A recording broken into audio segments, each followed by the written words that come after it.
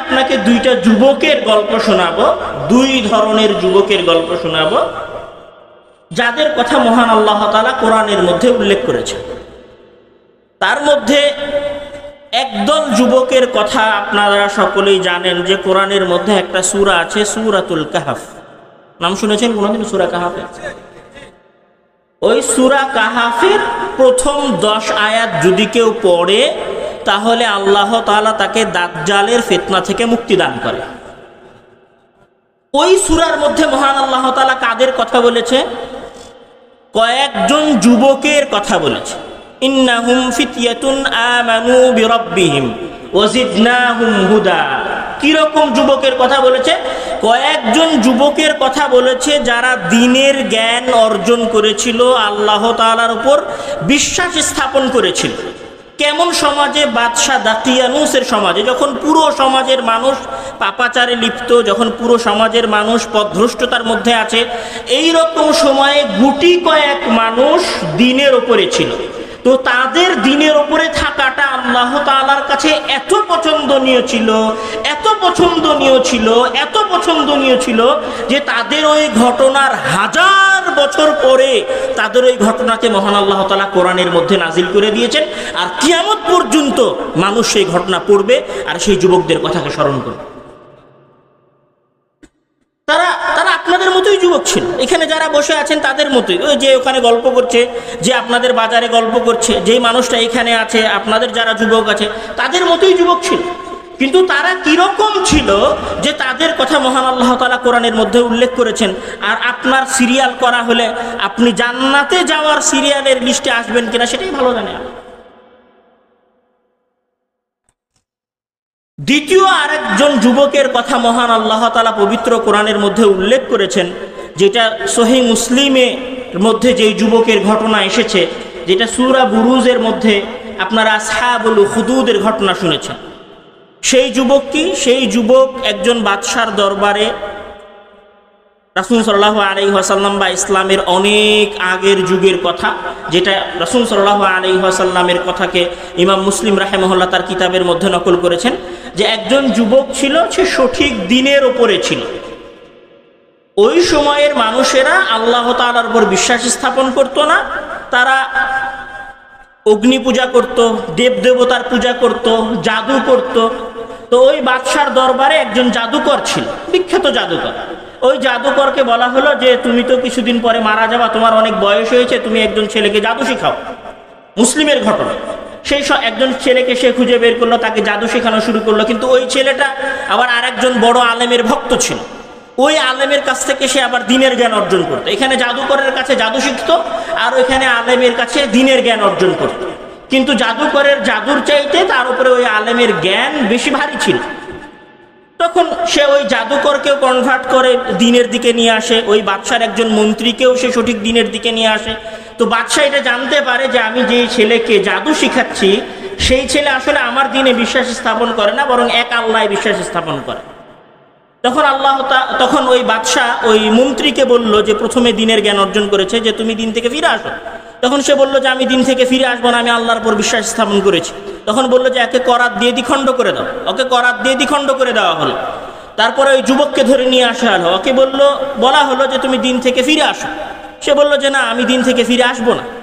এই কথা যখন সে বলল যে আমি দ্বীন থেকে ফিরে আসবো না, তখন বাদশাহ বলল যে একে নিয়ে যাও পাহাড়ের উপরে, পাহাড় থেকে ফেলে একে মেরে দাও। পাহাড়ের উপরে তাকে নিয়ে যাওয়া হলো হত্যা করার জন্য। যারা পাহাড়ের উপরে নিয়ে গেল তারা সবাই পাহাড় থেকে পড়ে মারা গেল। আর ওই আল্লাহর উপর বিশ্বাস স্থাপনকারী যুবক সঠিকভাবে ফিরে আসলো বাদশার কাছে। বাদশাহ বলল কি ব্যাপার, আমার বাকি লোকজন কই? সে বলল তারা সবাই মারা গেছে। তখন বাদশাহ আবার কিছু লোক দিল যে একে তোমরা নিয়ে যাও, নৌকায় নিয়ে গিয়ে নদীর মধ্যে ডুবিয়ে মারো। ওকে সবাই মিলে নৌকাতে করে নিয়ে গেল নদীর মধ্যে, সমুদ্রের মধ্যে ডুবিয়ে মারার জন্য। বাকি যারা ছিল তারা সবাই নৌকা থেকে পড়ে মারা গেল। সেই যুবক আবার ফিরে আসলো বাদশার কাছে।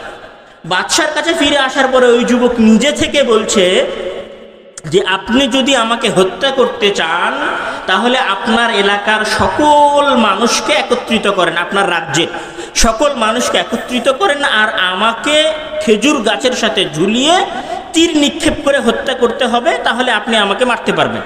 বাদশাহ ওই ছেলের কথা শুনলো, সকল মানুষকে একত্রিত করলো। সকল মানুষকে একত্রিত করার পরে তীর নিক্ষেপ করার আদেশ দেওয়া হলো। তো ওই ছেলে শর্ত দিল যে যখন আপনি আমার দিকে তীর নিক্ষেপ করবেন তখন আপনি বলবেন বিসমি রব্বি হাযাল গোলাম, যে আমি তীর নিক্ষেপ করছি এই বালকের প্রতিপালকের নামে। সকল হাজার হাজার মানুষ একত্রিত হয়েছে, খেজুর গাছের সাথে ওই যুবককে ঝুলানো হয়েছে। বাদশাহ তীর নিক্ষেপ করার আদেশ দিলেন যে বিসমি রব্বিল হাযাল গোলাম বলে তীর নিক্ষেপ কর। যখন তীর নিক্ষেপকারী বিসমি রব্বি হাযাল গোলাম মানে এই গোলামের, এই যুবকের প্রতিপালকের নামে তীর নিক্ষেপ করলাম, এ কথা বলে তীর নিক্ষেপ করলো আর ওই যুবক মারা গেল, তখন আশেপাশের হাজার হাজার মানুষ সমস্বরে বলে উঠল আমান্না বিরব্বি হাযাল গোলাম, আমরা সকল মানুষ এই যুবকের প্রতিপালকের উপরে ঈমান আনলাম। পুরো একটা সমাজ কার মাধ্যমে পরিবর্তন হলো? বলেন, কার মাধ্যমে পরিবর্তন হলো? একজন যুবকের ঈমানের মাধ্যমে পরিবর্তন হলো।